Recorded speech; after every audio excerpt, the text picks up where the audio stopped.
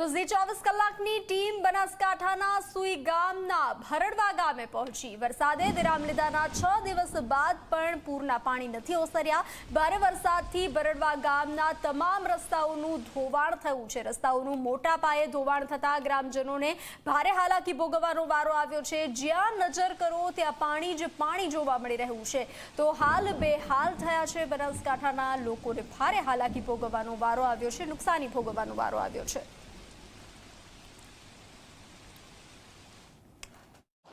સુઈગામ પંથકની અંદર વરસાદે વિરામ લીધાના દિવસો વીતી ગયા, 7 દિવસ થયા છે।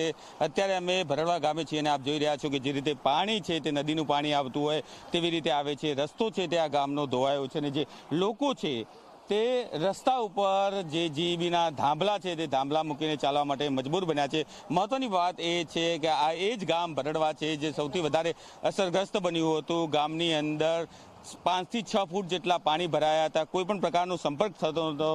મોબાઈલ ટાવર હતા તે પણ બંધ થઈ ગયા હતા, જેને લઈને જે લોકો હતા તેમને ખૂબ જ ખરાબ અને ભયંકર પરિસ્થિતિમાં દિવસો વિતાવ્યા છે।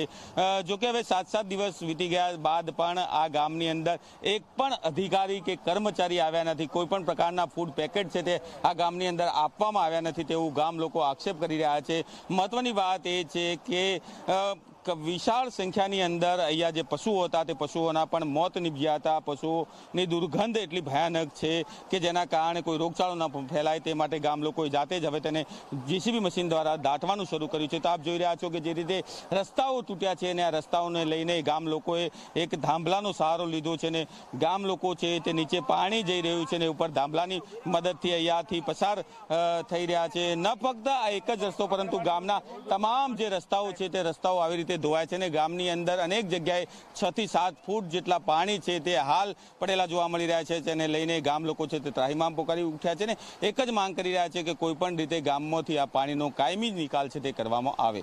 અલ્કેશ રાવ, જી મીડિયા, બનાસકાંઠા।